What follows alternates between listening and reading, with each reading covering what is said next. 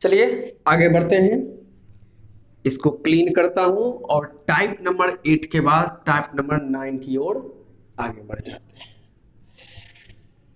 चलिए धीरे धीरे करके सारे पॉइंट्स को कवर करना है हमें। तो अब से चलेगा टाइप नंबर 9। टाइप 9 के लिए मैं एक सेंटेंस लिखता हूं, उस पर गौर करना। और यहां से जो बातें आगे जा रही है, यहां से आगे की सारी बातें हम सबों के लिए इंपॉर्टेंट है।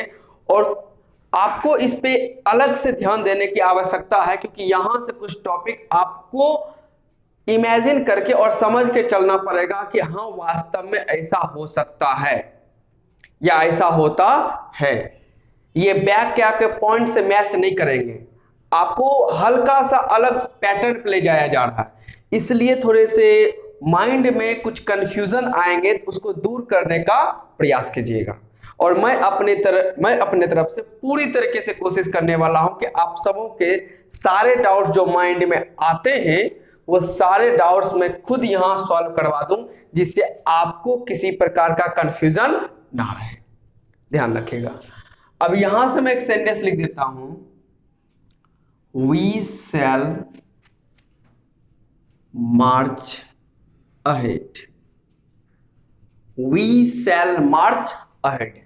मार्च का मतलब ये मंथ वाला नहीं है। मार्च का मतलब होता है कोई जुलूस की आप बात कर सकते हैं, और अहेड का मतलब है आगे। तो यहां कहा जा रहा है कि वी शैल मार्च अहेड, कि हम लोग जो मार्च करेंगे, जुलूस निकालेंगे, वो आगे निकालेंगे। कहने को हम सब आगे रहेंगे, तो वी शैल मार्च अहेड ऐसा कहा गया है। अब मार्च का पार्ट्स ऑफ स्पीच यहां ध्यान रखिएगा वर्ब है, जो कि वर्ब का फर्स्ट फॉर्म है। मार्च का पार्ट्स ऑफ स्पीच वर्ब है, और यह ध्यान रखिएगा वर्ब का फर्स्ट फॉर्म है। मार्च नाउन भी है, ध्यान रखिएगा, जैसे कि जनवरी, फरवरी, फरवरी, मार्च। तो February is the third month of a year. तो जो March is the third month of the year, तो वहां पर मार्च हो जाता है नाउन, और यहां का मार्च क्या है, वर्ब है। अब रही बात इसमें सेल को क्या कहा जाए, क्योंकि आप देख रहे हैं कि प्राइमरी वर्ब का जो टेबल ग्रामर में बनाया गया है, उस प्राइमरी वर्ब में कहीं पर भी सेल की चर्चा नहीं की गई है। सेल की चर्चा नहीं की गई है। तो इसके पीछे का कॉन्सेप्ट क्या है और रीजन क्या है जो हमें आगे की ओर ले जाएगा, तो उसको अब हमें यहां से समझना है। तो होता क्या है, ध्यान रखिएगा, मॉडल नाम का एक चैप्टर पढ़ाया जाता है, जिसमें ढेर सारे वर्ड्स रखे जाते हैं। ये भी वर्ब के ही अंदर के चैप्टर को रखा गया है, मतलब मॉडल भी एक प्रकार का वर्ब ही है। ध्यान रखिएगा, आगे इस बात को मैं सिखाऊंगा। इसमें shall, will, can, could, may, might, must, इतने कर सकते हैं। जनरल में इतना समझिए, क्योंकि अभी ज्यादा हमें मॉडल पढ़ना नहीं है, सिर्फ समझ के आगे चलना है। तो यह मॉडल क्या करता है, सो ध्यान रखिएगा, मॉडल जो है shows mood, model shows mood off the speaker. Speaker कहने का मतलब है जो बोलने वाला है, जो वक्ता है, वह क्या करता है, उसके मूड को दिखाने का काम करता है। जैसे हम लोग कर सकते हैं, we can do this work. अब सेंटेंस ऐसा लिखा गया, we can do this work. इसी में आप यह कर सकते हैं, we may do this work. Okay, यहां कहा गया है we should do this work, या इसी को आगे बढ़ाएं तो we must do this work. अब इस प्रकार का सेंटेंस आपने सुना होगा, जैसे आप क्लास में जाते पूछते मे आई कम इन सर, तो सर बोलते हैं यस यू कैन, तो वहां पर मे और कैन वह भी मॉडल है।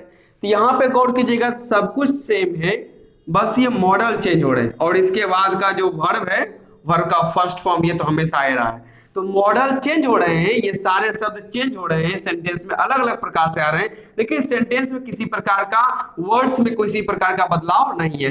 वर्ब का फर्स्ट फॉर्म सबके साथ है। तो इतना तो समझ लीजिए कि मॉडल जो होता है, इसके बाद तो वर्ब का फर्स्ट फॉर्म ये तो फिक्स है। मॉडल के बाद वर्ब का फर्स्ट फॉर्म आना फिक्स है, इसमें कोई बदलाव नहीं है। वर्ब का सेकंड, थर्ड, फोर्थ, फिफ्थ नहीं आ सकता है, वर्ब का फर्स्ट फॉर्म ही आएगा आफ्टर मॉडल। बात समझ गए? मतलब we have to use the first form of a verb after modal verb, ध्यान रखिएगा।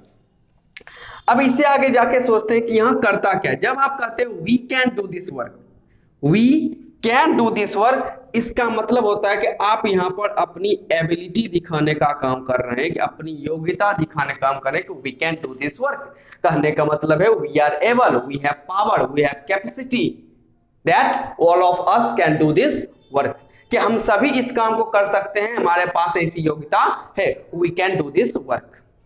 अब यहां है कहा गया कि वी में डू दिस वर्क, कि हम लोग जो है शायद इस काम को कर सकते हैं। मतलब यहां पर ध्यान रखिएगा, पॉसिबिलिटी दिखाने की काम की जा रही है, कि कंफर्म तो नहीं है लेकिन शायद इस काम को कर ले। यानी कि यदि जिम्मेदारी दी जाए तो ट्राई करने में क्या जाता है, तो we may do this work, तो यहां पॉसिबिलिटी बताई जाती है। लेकिन जब यहां कहा गया कि we should do this work, तो शुड कहने का मतलब होता है कि यह हमारी ड्यूटी है, ये हमारी क्या है, ड्यूटी है, कि we should do this work, हमें, हम लोगों को इस काम को करना चाहिए, ये हमारी ड्यूटी है और हमें प्रेम पूर्वक इस काम को करना चाहिए, इससे मुंह नहीं फेरना चाहिए। लेकिन यहां कहा गया कि we must do this work, तो मस्ट का मतलब हो गया कि आपको ऑब्लिगेशन दिया गया है, या आप कह सकते हैं कि आपको एक तरह से कह सकते हैं थोड़ा सा प्रेशराइज भी कर सकता है, प्रेशर भी आ सकता है। We must do this work, हम लोगों को यह काम जरूर करना चाहिए, इसमें कोई दो राय नहीं, मतलब इसको मना नहीं किया जा सकता, करना ही चाहिए। यदि आप लोगों ने डिसाइड कर लिया है तो you have to do this, you can not neglect this, okay, और you can not deny this. बात समझे? तो यहां पर देखते हैं कि जो भी आपके शब्द लिखे गए, shall, will, can, could, may, might, must, और भी होते हैं, हैव टू, हैड टू, जो भी होते हैं, ये सब के सब मॉडल है, जो क्या दिखाने का काम करता है, मूड दिखाने करता है। मूड किसका? स्पीकर का, कि स्पीकर अपनी बात को किस प्रकार से रखना चाहता है, वह एबिलिटी दिखाना चाहता है, पॉसिबिलिटी, ड्यूटी, ऑब्लिगेशन, या थोड़ा सा प्रेशर दिखाना चाहता है। और इन सबों की खासियत क्या है कि इनके बाद वर्ब का फर्स्ट फॉर्म फिक्स है। तो इसमें से क्या किया गया, हम लोग जानते हैं कि टाइम जो में हम लोग प्रेजेंट टाइम और पास्ट टाइम को देख चुके हैं, अब हमें देखना है फ्यूचर टाइम। तो फ्यूचर टाइम को दिखाने के लिए प्राइमरी वर्ब तो कोई वर्ब रखाने गया है, तो इसके लिए क्या किया गया, फ्यूचर में क्या होता है कि हम लोग अपने एम को दर्शाते हैं, या हम लोग अपने थॉट्स को रिप्रेजेंट करने की कोशिश करते हैं कि आगे हम लोग क्या करने की कोशिश कर रहे हैं। तो हमारा आगे का मूड क्या है, हमारा आगे का फ्यूचर क्या है, हम लोग आगे की थिंकिंग क्या है, उसके बारे में बताने का काम कर सकते हैं। इसके लिए क्या किया गया, मॉडल से इस दो को उठाया गया है, शैल और विल से, शैल और विल से मॉडल को उठाकर, क्योंकि यह क्या करता है, कहीं ना कहीं फ्यूचर को इंडिकेट करने के यही दो मॉडल काम करते हैं। शैल और विल जो है ये मॉडल हम लोग पढ़ेंगे कि यह जो हमें फ्यूचर की बात को यदि रिप्रेजेंट करना है, कि फ्यूचर में हम क्या करेंगे, हमारा मूड क्या है फ्यूचर प्लानिंग को लेकर, हमारे माइंडसेट में कैसा काम चल रहा है, उसके लिए दो वर्ब है मॉडल के, शैल और विल। तो इसको कहा गया कि यदि फ्यूचर में हमारा मूड क्या है, फ्यूचर की प्लानिंग क्या है, फ्यूचर के लिए हमारा माइंडसेट क्या है, तो उसको बताने के लिए मॉडल में शैल और विल को रखा गया है। तो क्यों ना इसे फ्यूचर में ले लिया जाए, इसे कहां ले लिया जाए, फ्यूचर में ले लिया जाए, क्योंकि फ्यूचर में भी तो हम लोग यही सारी बात बताने की कोशिश करते हैं। तो इससे माना गया कि हम लोग फ्यूचर को दिखाने के लिए शैल और विल को रख लेंगे, फ्यूचर को दिखाने के लिए किसको रख लेंगे, शैल और विल को। तो यहां पर एक और बात मैं नोट कर देता हूं कि यदि सेंटेंस में आपको शैल और विल नजर आता है तो इसको लेके चलिए फ्यूचर टाइम में, फ्यूचर टाइम में, इस बात को ध्यान रखिएगा। और इनकी खासियत क्या होता है, तो यह ऐसा कहा गया कि यदि आप मॉडल को उठाकर फ्यूचर टाइम में रखना चाहते हैं तो इसके साथ वर्ब का फर्स्ट फॉर्म भी आपको लाना पड़ेगा, क्योंकि कहीं ना कहीं है तो यह मॉडल है। अब मॉडल की खासियत क्या है कि वर्ब का फर्स्ट फॉर्म ये अपने बाद लेता ही लेता है। बात समझे? ऑल ऑफ यू, या कह सकते हैं all of us must use the first form of a verb after any modal verb. किसी भी मॉडल वर्ड के बाद हमें वर्ब का फर्स्ट फॉर्म यूज करना ही होता है। तो कहा गया ठीक है, यदि ऐसी बात है तो शैल और विल फ्यूचर टाइम दिखाएगा भी, और इसके साथ हम लोग वर्ब का फर्स्ट फॉर्म हमेशा लगाएंगे भी। जिसके ऊपर बहुत सारे क्वेश्चन बनते हैं कि आपको शैल विल के बाद second form, third form, fourth form, fifth form दे दिया जाता है, लेकिन याद रखना है कि शैल और विल के बाद हमेशा वर्ब का फर्स्ट फॉर्म, इसको याद रख लीजिए। अब इसमें ध्यान रखिएगा, शैल आपको टाइम की ओर लेके जाएगा और यह चले जाएंगे साहब एक्शन को दिखाने के लिए। तो टाइम में शैल कौन सा टाइम दिखाया जाएगा? अभी हमने सीख लिया कि शैल और विल को मॉडल से लाया गया है फ्यूचर टाइम दिखाने के लिए, क्योंकि इनका जो क्वालिटी है वो फ्यूचर से कहीं ना कहीं मिलता है, फ्यूचर की ओर कहीं ना कहीं इशारा करते हैं। तो इनको कहा गया चलिए आप फ्यूचर टाइम की तरफ, फ्यूचर टाइम की तरफ। और इनको साहब को क्या कीजिएगा, जो वर्ब का फर्स्ट फॉर्म है तो कोई दिक्कत नहीं, यदि वर्ब का फर्स्ट फॉर्म एक्शन दिखाने का काम करता है तो वर्ब का फर्स्ट फॉर्म कौन सा एक्शन? Simple action. ले आइए इनको सिंपल एक्शन में, सिंपल एक्शन में इनको ले आइए। तो चलो ले आए। अब जोड़ते हैं फ्यूचर सिंपल, फ्यूचर सिंपल, और इस टाइम और एक्शन को क्या करना है? तो टाइम और एक्शन को लिखना है टेंस। तो इसका नाम हो गया फ्यूचर सिंपल टेंस, या इसी को हम लोग कह देते हैं simple future tense, simple future tense. तो ऊपर में जो दिया गया सेंटेंस है यह बन गया सिंपल फ्यूचर टेंस। तो आपको कभी भी ध्यान रखिएगा, शैल और विल सेंटेंस में नजर आएगा, जिसके बाद आपको क्या नजर आएगा? वर्ब का first form, second form, third form कभी यूज मत कीजिएगा कोई भी, ऑलवेज यूज फर्स्ट फॉर्म, ध्यान रखिएगा। तो शैल और विल के बाद जब भी आपको वर्ब का फर्स्ट फॉर्म नजर आएगा, यह फ्यूचर टाइम की तरफ, और वर्ब का फर्स्ट फॉर्म सिंपल एक्शन, तो नाम क्या हो जाएगा? सिंपल फ्यूचर टेंस यूज हो जाता है। चलिए, तो ये समझ गए। तो टाइप नंबर 9 जिसमें हमने सिंपल फ्यूचर टेंस को सीख लिया। अब चलते हैं आगे की ओर टाइप नंबर 10 में। चलिए टाइप नंबर 10 में आ जाते हैं। इसमें उसी बात को आगे बढ़ाते हैं। यहां कहा दिया जाएगा we shall be marching ahead, we shall be marching ahead. अब इसमें ध्यान रखिएगा, शैल भी वर्ब, बी भी वर्ब, मार्चिंग भी क्या है? वर्ब है। अब इसी बात को आगे बढ़ाना है, ध्यान रखिएगा। इसमें 3 वर्ब है। मार्चिंग आपको पता है, यह हमें एक्शन की ओर लेके जाएगा। किसकी ओर लेके जाएगा? एक्शन की ओर। शैल अभी जस्ट हमने देखा, ये टाइम दिखलाता है। तो रही बात सर ये बी क्या करेगा? अब बी कौन सा फॉर्म है? ध्यान रखिएगा, बी जो है सेंटेंस में ना फर्स्ट फॉर्म, ना सेकंड फॉर्म, ना थर्ड फॉर्म, ना फोर्थ फॉर्म, ना फिफ्थ फॉर्म, इसे हम लोग कहते हैं बेस फॉर्म। ये वर्ब का बेस फॉर्म है। अब है क्या चीज, एक बात को आपको समझना पड़ेगा कि फ्यूचर टाइम में यदि कॉन्टिन्यूस एक्शन को दिखाना है तो एक वर्ब चाहिए जो फ्यूचर टाइम को दिखा दे, जिसके लिए शैल और विल को यूज कर लिया गया है, और एक वर्ब चाहिए कॉन्टिन्यूस एक्शन को दिखाने के लिए। और आपको अच्छे से पता है कॉन्टिन्यूस एक्शन दिखाने के लिए हम लोग यूज करते हैं वर्ब का फोर्थ फॉर्म। तो शैल और विल के साथ यदि वर्ब का फोर्थ फॉर्म आ जाए तो आगे का फ्यूचर कॉन्टिन्यूस टेंस बन जाएगा। लेकिन कंडीशन क्या है कि शैल और विल के बाद आप डायरेक्ट वर्ब का फोर्थ फॉर्म यूज नहीं कर सकते, क्योंकि शैल और विल कहीं ना कहीं मॉडल वर्ब का हिस्सा है, जिसका मानना है या जिसका ऐसा नेचर है कि वो अपने बाद वर्ब का फर्स्ट फॉर्म लेता ही लेता है। तो इसमें रखा कौन सा वर्ब जाए? कोई भी ऐसा प्ले, जंप तो हम लोग सब यूज नहीं कर सकते, वरना आपको 2 एक्शन नजर आ जाएगा। तो इसमें कहा गया कि एक ऐसा वर्ब लाओ जो शैल और विल के बाद बेस फॉर्म के रूप में भी आ जाए, यानी वर्ब का फर्स्ट फॉर्म का काम करे, और उसका अपना कोई मीनिंग भी सेंटेंस में ना आए, जिससे सेंटेंस पे इंपैक्ट ना पड़े, कोई ज्यादा उसके मीनिंग में चेंजेस ना आ जाए। जैसे यदि आप लिख सकते हैं शैल की जगह, मानिए यदि मैं ऐसा लिख दूं, we shall play marching, we shall play marching ahead.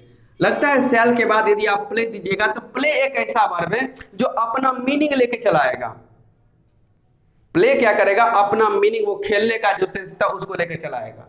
तो यह तो सेंटेंस का मीनिंग ही गलत हो जाएगा। इसलिए कहा गया कि एक ऐसा वर्ब चाहिए जो आए तो सही लेकिन वो हल्का सा हो, बिल्कुल हल्का सा, ज्यादा वजन में प्रभाव ना पड़े। जैसे यदि कभी मार्केट में हम लोग सब्जी खरीदने जाते हैं तो मान लीजिए कि 1 केजी सब्जी लेना है, तो आप देखते हैं कि स्केल जो होता है, तराजू, वो थोड़ा सा ऊपर नीचे होने लगता है। तो यदि वजन बराबर आ जाता है, फिर भी थोड़ा सा, यदि आप भिंडी ले रहे हैं तो उसमें क्या कहते हैं, अलग से वो जो सब्जी वाला है, ग्रोसरी शॉप पर, मतलब जो सब्जी बेचता है, वह एक दो भिंडी ऊपर से डाल देता है, तो उसे 1 केजी में कोई प्रभाव नहीं पड़ता, वो ऐसे ही आपको दे दिया जाता है। वास्तव में सब्जी 1 केजी कहलाती है, उसका अलग से कोई रेट, मतलब आपसे प्राइस नहीं लिया जाता है, मनी नहीं लिया जाता है, लेकिन वो अलग से दे देता है। ऐसा हम लोग अक्सर देख लेते हैं। तो इसमें कहा गया ठीक है, इसमें शैल और विल के बाद एक वर्ब चाहिए, लेकिन वो हल्का सा वर्ब, अपना मीनिंग न ले आए, तो इसके लिए रखा गया बी को। तो बी को हम लोग कहीं ना कहीं लाइट वर्ब भी कह देते हैं, हल्का वर्ब। लाइट मतलब हल्का होता है, मतलब एक ऐसा वर्ब है जो हल्का वर्ब है, जो अपना मीनिंग लेकर कहीं नहीं आएगा। तो पूरे ग्रामर में कभी भी आपको ऐसे वर्ब की यदि जरूरत पड़ेगा तो उसके लिए बी रेडी रहता है। बिल्कुल सही, और इसका बेहद ज्यादा यूज है, हद से ज्यादा इसका यूज होता है हमारे ग्रामर में। बहुत सारे रूल्स इसके बेसिस पे समाप्त होकर रखे हुए हैं। इनडायरेक्ट यदि कहिएगा तो बहुत सारे रूल्स बन के इसी बेसिस पे रखे हुए हैं, यदि समझ में नहीं आए तब। तो बी को हम लोग कहीं ना कहीं लाइट वर्ब कहते हैं। इसका वहां जरूरत पड़ता है जहां पे एक वर्ब तो आए, लेकिन वह वर्ब जो है अपना मीनिंग लेके ना आए। तो ऐसा यदि कभी फॉर्मेट तैयार करना हो तो उसके लिए बी ऑलवेज रेडी, एकदम जिंदाबाद। बात समझे? चलिए, तो इससे हमें ज्यादा कोई खासा मतलब रखना नहीं है, इसको छोड़ देना। तो याद रखिएगा, आगे आने वाले प्रोसेस में भी हो सकता है मॉडल के बाद आपको वर्ब का फर्स्ट फॉर्म नजर आएगा, तो उसको इग्नोर करके चलना है। बात समझ रहे हैं? चलिए आगे आते हैं। बाकी बात इसके मेन और भी रीजन क्या है वो हम लोग जब पढ़ेंगे फ्यूचर कॉन्टिन्यूअस टेंस में, इसको बेसिक से जानकारी देंगे। अभी बस हमें आइडेंटिफिकेशन में आना है, इसलिए मैं ज्यादा बात इसमें करना नहीं चाहता, लेकिन आगे जरूर होंगी। तो टाइम में कौन सा टाइम? फ्यूचर टाइम की ओर चलिए। और एक्शन में कौन सा? Continuous action. कॉन्टिन्यूअस एक्शन, नाम मिला दीजिए। चलिए, तो फ्यूचर कॉन्टिन्यूअस, फ्यूचर कॉन्टिन्यूअस, और इस टाइम और एक्शन को मिलाकर क्या कर दीजिए? टेंस। इसका नाम पड़ जाएगा फ्यूचर कॉन्टिन्यूअस टेंस। इस बात को याद रखिएगा। टाइप नंबर 11 जल्दी सब समाप्त कर देते हैं। टाइप नंबर 11, इसी में आपको दिख सकता है, we shall have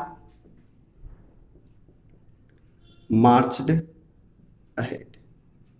we shall have marched ahead. तो हैव भी ध्यान रखिएगा, वर्ब का फर्स्ट फॉर्म है, लेकिन इसको छोड़ देना है, मेन आना है शैल और विल मॉडल वाला में। तो ये हमें टाइम दिखाने काम करेगा। मार्च्ड जो कि वर्ब का थर्ड फॉर्म है, यह हमें एक्शन दिखाने का काम करेगा।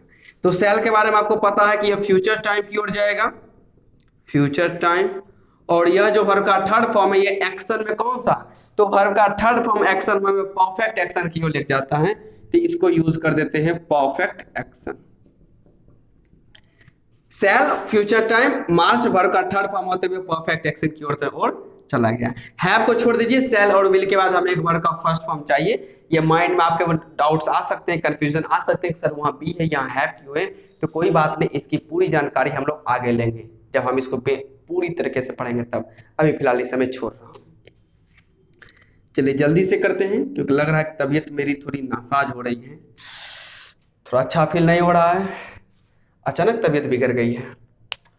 लेकिन आज समाप्त करके ही जाऊंगा, इसको कोई दिक्कत नहीं है। चलिए आते हैं। तो सेल जो है ये टाइम दिखलाएगा, और टाइम में भी कौन सा टाइम? फ्यूचर टाइम दिखाने का काम करता है। जबकि मार्च जो है वर्ब का थर्ड फॉर्म है, वो एक्शन दिखाएगा, और एक्शन में कौन सा एक्शन? Perfect action. नाम इसका जोड़ के देखिए, फ्यूचर परफेक्ट, तो इसका नाम रखते हैं फ्यूचर परफेक्ट। टाइम और एक्शन को मिला लेंगे तो क्या हो जाएगा? टेंस। तो इसका नाम क्या पड़ जाएगा? Future perfect tense. फिर से एक बार समझिए, यहां पर शैल और विल, पहले मैंने आपको समझा दिया कि टाइम दिखाने काम करेगा फ्यूचर टाइम। मार्च जो कि वर्ब का थर्ड फॉर्म है, ये एक्शन दिखाता है, कौन सा एक्शन? Perfect action. नाम रखा जाएगा फ्यूचर परफेक्ट, और टाइम और एक्शन क्या दिखाता है? आपको पता है time plus action equal tense होता है, यानी इसका नाम हो जाएगा फ्यूचर परफेक्ट टेंस। ये हमारे लिए था type number 11।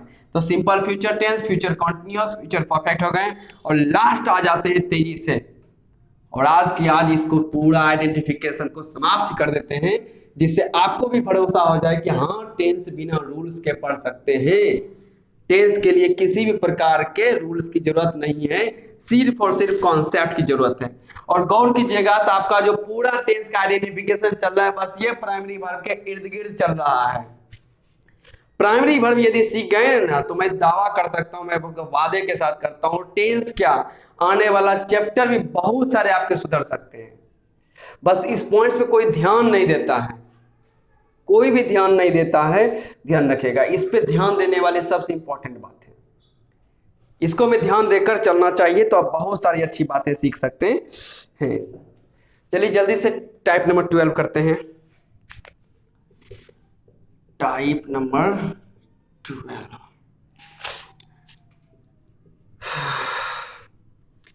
we shall have been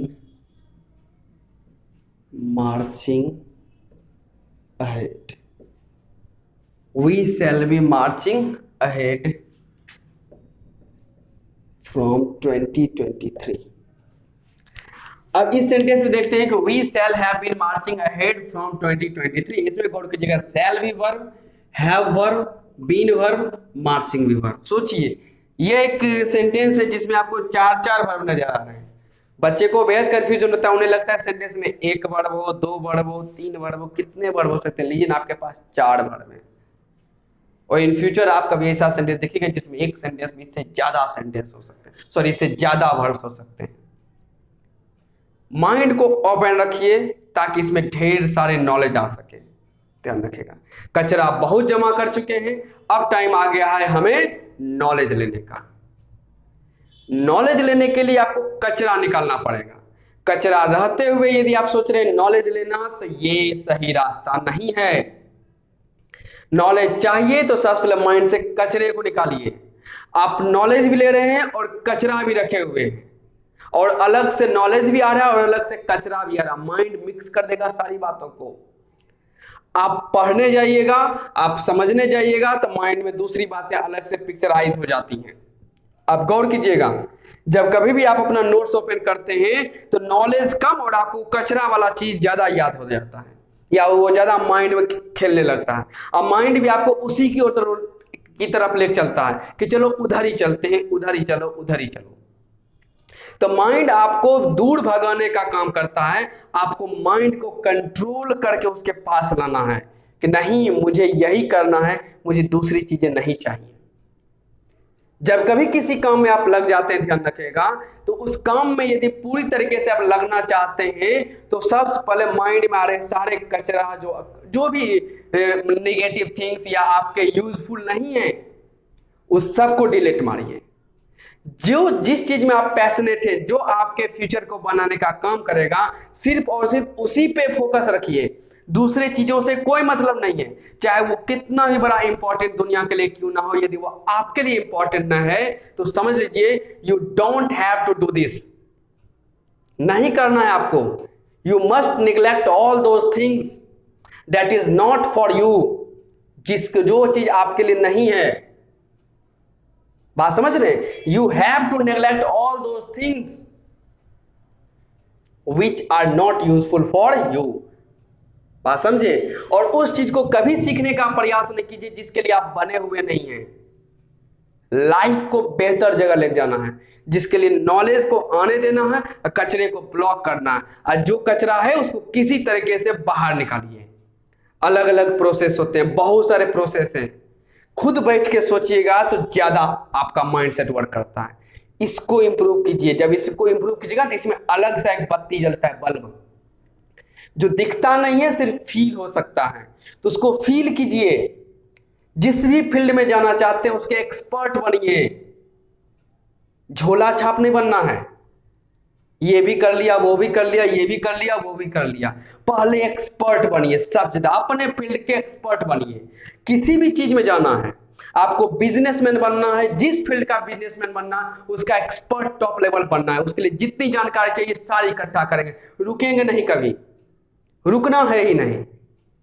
यदि आपको पुलिस ऑफिसर बनना है तो पुलिस ऑफिसर बनने के बाद रुकना नहीं है। पुलिस ऑफिसर बनने के बाद बेस्ट क्वालिटी गेन करनी है।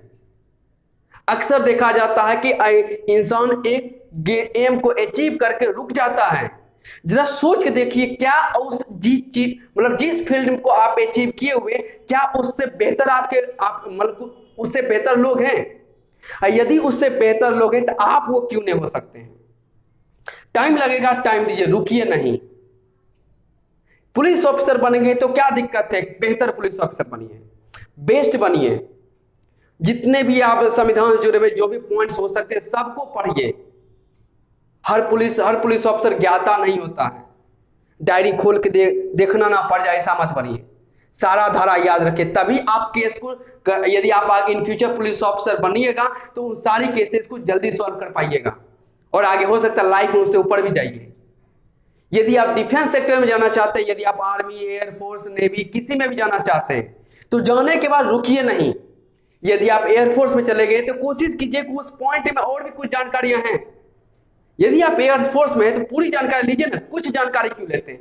एक पोस्ट तक नहीं रुकना है, पोस्ट को बढ़ाते जाना है, पूरी लाइफ यही काम करना है। और जब तक आप ऐसा काम कीजिएगा ना, आप जिंदा रहिएगा, आप जिंदगी को जीते हैं इस चीज से।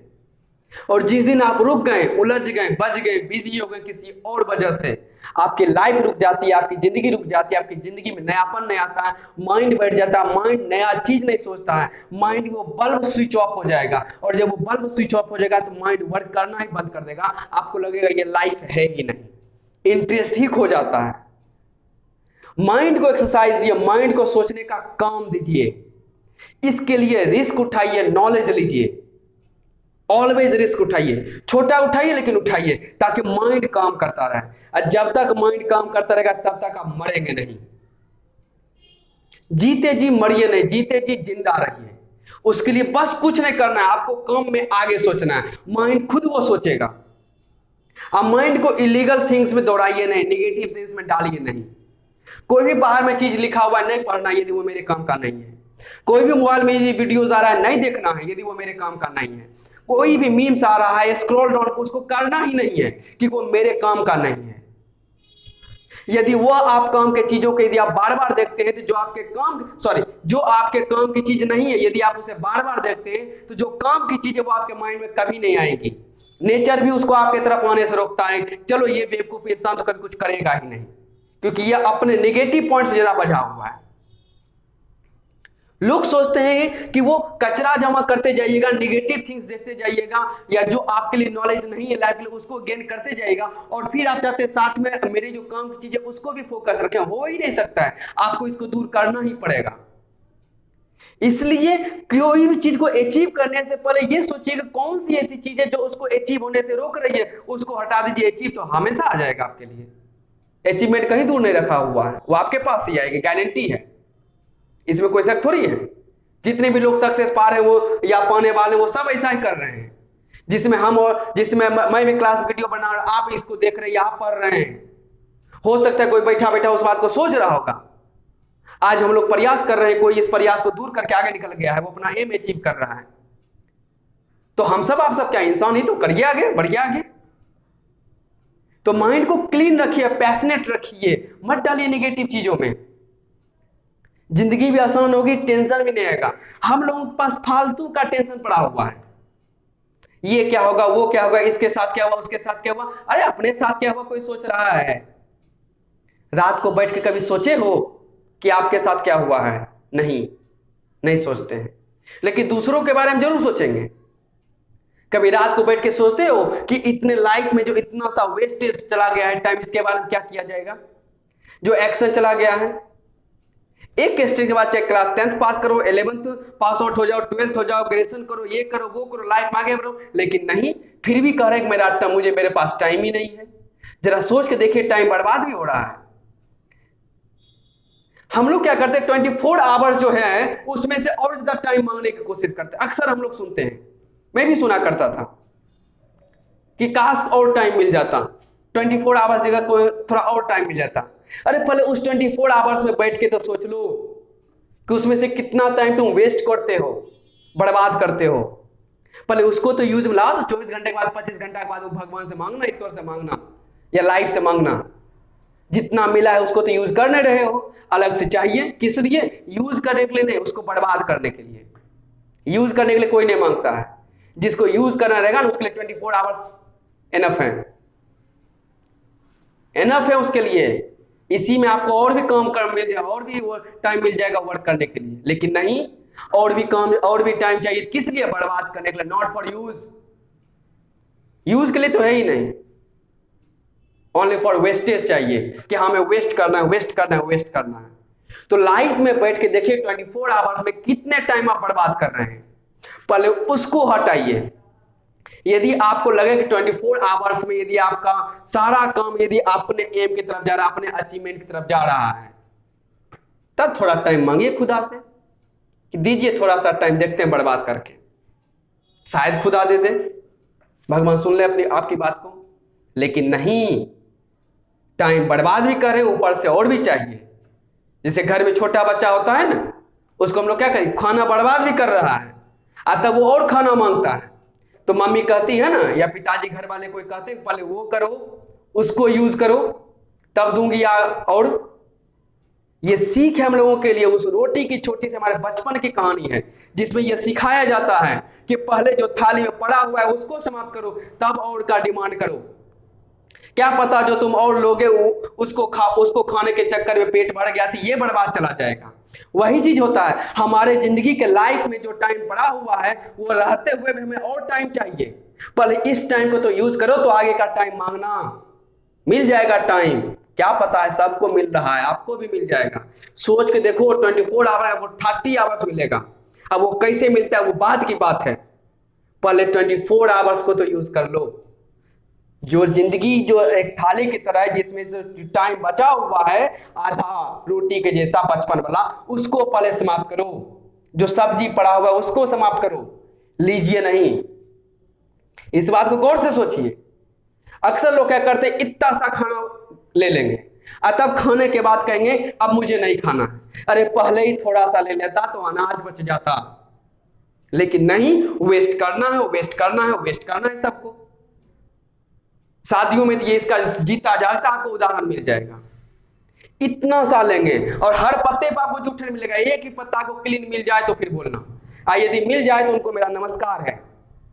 खाने की वेस्टेज, जो बंदा खाने की वेस्टेज कर सकता है वो जिंदगी में सही चीज सीख ही नहीं रहा। इसका मतलब वो टाइम का क्या यूज करेगा? छोटी से एक्शन से आपके नेचर के बारे में पता चलता है। आपको जानने के लिए ध्यान रखिएगा, पूरा जानने की जरूरत नहीं, आपका सिर्फ एक एक्शन बता देगा कि आपका फ्यूचर क्या है और आपका माइंडसेट क्या और आपका दिन का रूटीन क्या है। सिर्फ एक एक्शन। जितने भी समझदार लोग होते हैं ना, हमारे घर के जो बुजुर्ग लोग होते हैं, वो आपके एक एक्शन, एक स्माइल से पहचान लगे कि इसकी स्माइल किस चीज को लेकर है। मोबाइल में टाइप करने वक्त यदि स्माइल आ रही है ना, तो समझ में आ जाता है कि वो स्माइल किस चीज की है या किसके वजह से हो रहा है। रास्ते में चल रहे हैं फिर भी टाइपिंग कर रहे हैं, इससे पता चलता है सामने वाले को, सामने वाला बेवकूफ नहीं है, आपसे जो बड़ा है। और फिर आप समझते हैं कि ये आपकी आजादी है। सबसे बड़ी गुलामी आप लोगों ने पाल कर रखा हुआ है, हम लोगों ने भी पाल कर रखा है कि टाइम को बर्बाद कर रहे हैं। टाइम को यूज कीजिए, सबसे बड़ी आजादी तो इससे चाहिए। टाइम को बर्बाद करना नहीं है, टाइम को यूज करना है। जिस दिन ये आजादी आप में आ जाएगी, हाँ हमें टाइम का यूज करना है, आपके लिए हर चीज बेहतर हो जाएगी। तो बातों को समझिए, नेगेटिव थिंग से दूर रहिए। माइंड में यदि नॉलेज आ रहा है तो कचरा साइड में रखिए, कोई दिक्कत नहीं है। ब्लेम करेगा करने दो, गाली देगा देने दो, नहीं सुनना है। जिस दिन सुनना रहेगा सुन लेंगे। आज तो मेरे पास टाइम नहीं है गाली सुनने का भी, आज मुझे मार खाने का भी टाइम नहीं है, आज मुझे गाली सुनने का भी टाइम नहीं है, क्योंकि आज मुझे लाइफ में कुछ करना है। कीजिए, जो होगा पैशनेट होके कीजिए, जो आपके दिल और दिमाग में आता है कीजिए। आपके लाइफ को कोई बेहतर नहीं बना सकता है, कोई भी नहीं, जब तक आपका माइंडसेट सही नहीं रहेगा। तो माइंड पे वो बल्ब जलाइए, वो जलता है तो एक अजीब सा मतलब है माइंड में, वो फील ही कर सकता है इंसान, बयां नहीं कर सकता है। कभी टाइम मिलेगा तो बयां करके बताऊंगा, यदि बयां मुझसे हो पाया तो। लेकिन वो जलता है, यहां पर नहीं जलता है, माइंड गर्म हो जाता है, सोचने लगता है माइंड। इस बात को समझिए, वो कब सोचता है आपका माइंड। कभी मैथ्स में यदि बचपन का क्वेश्चन सॉल्व किए होंगे ना, यदि नहीं बनता होगा तो रास्ते में चलते चलते भी वो क्वेश्चन माइंड में आता है। इसका मतलब है कि माइंड में वो बल्ब जला है, वो माइंड सोच रहा है। तो सोचिए, और जिस दिन माइंड सोचने लगा ना, उस दिन सारे फिजिकल प्रॉब्लम्स दूर हट जाएंगे। अभी लाइव डेमो दे रहा हूं, मेरी तबीयत कुछ समय लग रही थी कि खराब थी, मुझे बैठना पड़ेगा, मैं अच्छा फील नहीं कर रहा था, लेकिन अभी मैं या ये जला हुआ है तो नीचे वाला नहीं काम कर रहा है कि मेरे लीवर में क्या प्रॉब्लम हुआ है, वो काम ही नहीं कर रहा, मुझे दिख ही नहीं रहा है, मुझे न सूझ रहा है, मैं लग रहा हूं मैं ठीक हूं, मैं अभी लगातार पढ़ा सकता हूं। इसको जिस दिन एक्टिवेट कर लिया, ये सारे प्रॉब्लम दूर हो जाते हैं। तो बात को सोचिए और टाइम को यूज कीजिए, बाकी की बातें बाद में करते हैं, इसको डील कर लेते हैं। और टेंस के आइडेंटिफिकेशन को आज क्या समाप्त कर देना है कि बिना रूल्स के टेंस के सेंटेंस के टेंस को आइडेंटिफाई कर लेना है, नो रूल्स, कॉन्सेप्ट इसको जलाइए। और रूल्स कभी दिमाग नहीं जलता है, कंफ्यूजन अलग से आते हैं, ऐसा कंफ्यूजन जो और कंफ्यूजन को दूर करेगा। कंफ्यूजन आना बुरी बात न है, इसमें ध्यान रखिएगा, लेकिन कंफ्यूजन से कंफ्यूजन फिर कंफ्यूजन फिर कंफ्यूजन, ये गलत रास्ता है। इसको जलाइए, ये एक बार कंफ्यूजन आ गया तो यूं उसको सॉल्व कर सकता है, ये कर सकता है, आपको तो करने की कोई जरूरत ही नहीं, आपको बस सोचना है रे, सिर्फ सोच रहे हैं, सोच, बात खत्म है। सेल्फ टाइम दिखलाएगा, इसको इग्नोर मारना है, अभी बाद में बताऊंगा कैसे। बीन जो वर्ब का थर्ड फॉर्म है, गौर कीजिएगा, बीन वर्ब का थर्ड फॉर्म है। मार्चिंग ध्यान रखिएगा, ये वर्ब का फोर्थ फॉर्म है। चलिए तो इसको टाइम बताने देते हैं और इसको एक्शन बताने देते हैं। बताओ एक्शन, पहले भी हम लोग देख चुके हैं प्रेजेंट परफेक्ट कंटीन्यूअस टेंस में। टाइम, सेल कौन सा time? Future time, future time. Verb का थर्ड फॉर्म कौन सा action? Perfect action, perfect action. Verb का फोर्थ फॉर्म कौन सा एक्शन? तो कॉन्टिन्यूअस एक्शन, कॉन्टिन्यूअस एक्शन। तो सेल जो फ्यूचर टाइम की ओर गया, बीन वर्ब का थर्ड फॉर्म होते हुए परफेक्ट एक्शन की तरफ गया, मार्चिंग वर्ब का फोर्थ फॉर्म होने की वजह से कॉन्टिन्यूअस एक्शन की तरफ गया। तीनों को जोड़ दीजिए, फ्यूचर परफेक्ट कॉन्टिन्यूअस, फ्यूचर